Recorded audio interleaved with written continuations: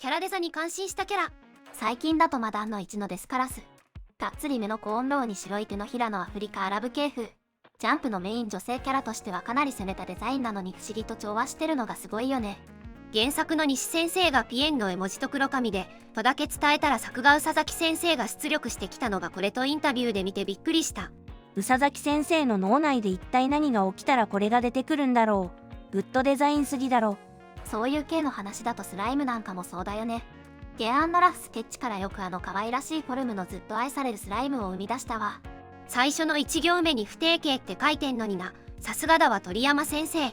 進撃の巨人エレンの最終形態。誰よりも自由を求めた男が後ろから見れば鳥かご、前から見れば操り人形にされるなんて。そういう形なのかこれ。うへい。新シリーズなってからの将軍様はあまりにもかっこよすぎて悪魔がひれ伏してしたらカリスマに説得力がありすぎる。なんだかんだラムちゃんかな。個性的だけど要素がまとまってて好き。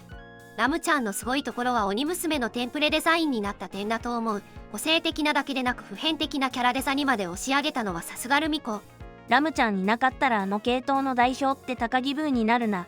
ストリートファイターの竜。すげえ。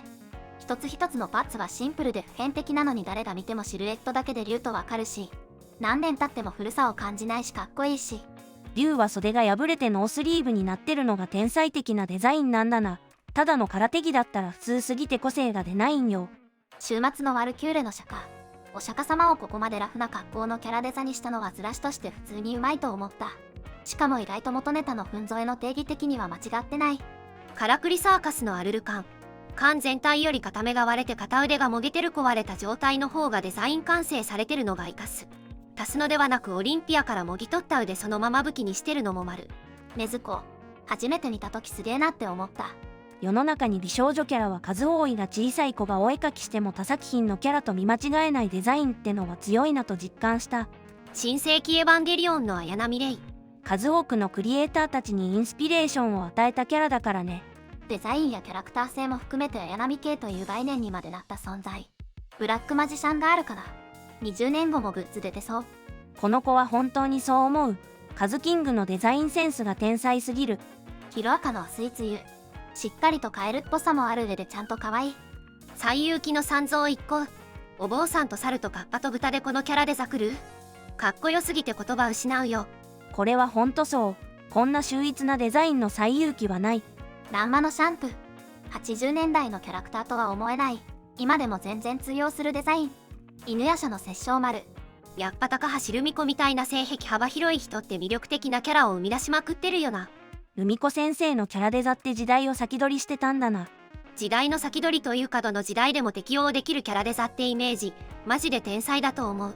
ポケモン ZA のゆかり様。わがままお嬢様系であの肌が出てくるのは良い意味でびっくりした。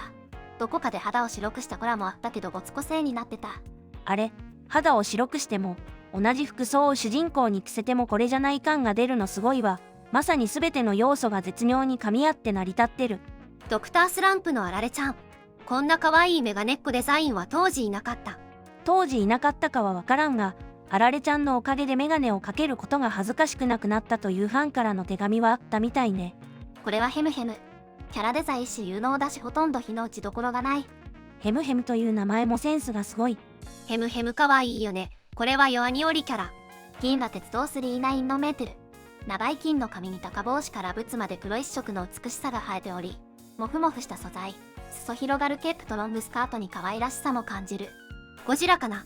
いろいろ変わってはいるけど、50年代のままでも十分未だに通じるデザインだと思う。ドラえもんってマジですごいと思う。わかる。よく考えると馴染みのあるデザイン。猫や人とかのじゃないのに。長い間世間に受け入れられてしかもずっと可愛いまま見れるってすごい。しかも藤子先生が描いたドラえもんってアニメ作画や他の方が描いた漫画版とは全然違うんだよね。似てるけど藤子先生の可愛さは他の方には出せてない。アンパンマンだろうな。太陽児だと最強キャラだと思う。赤子にも見えやすい配色、父を彷彿させる形、赤子にとって優勝。少女革命ウテナのアンシー。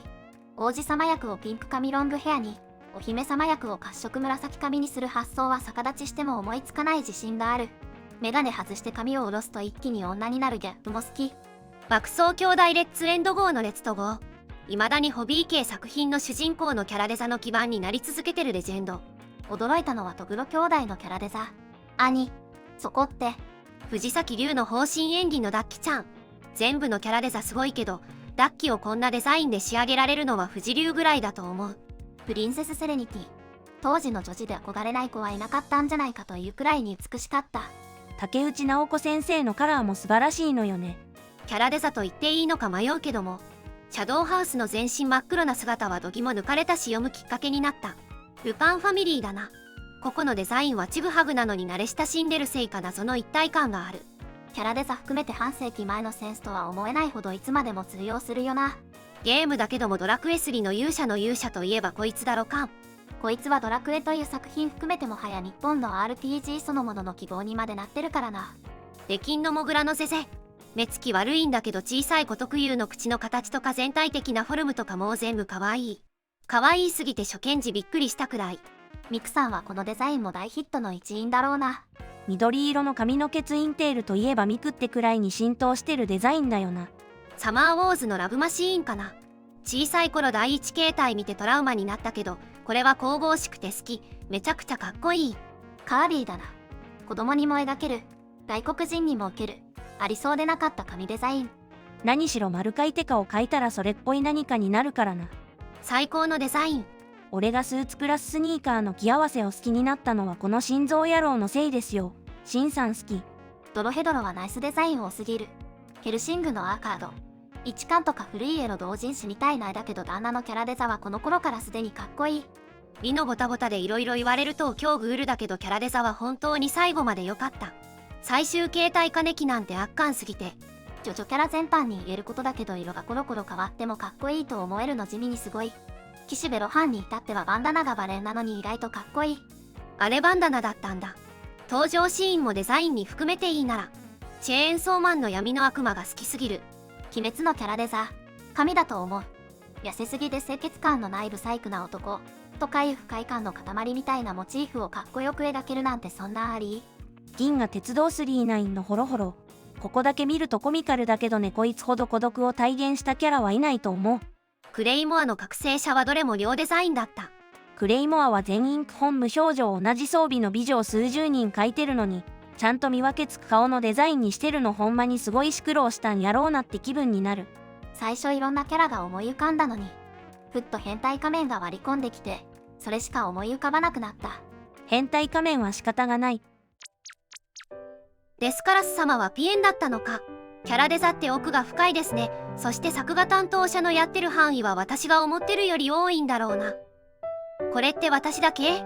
実は肝心なところが理解できていない漫画をまとめた動画も面白いです。次はどんな漫画のネタをまとめようかな。またよろしくお願いします。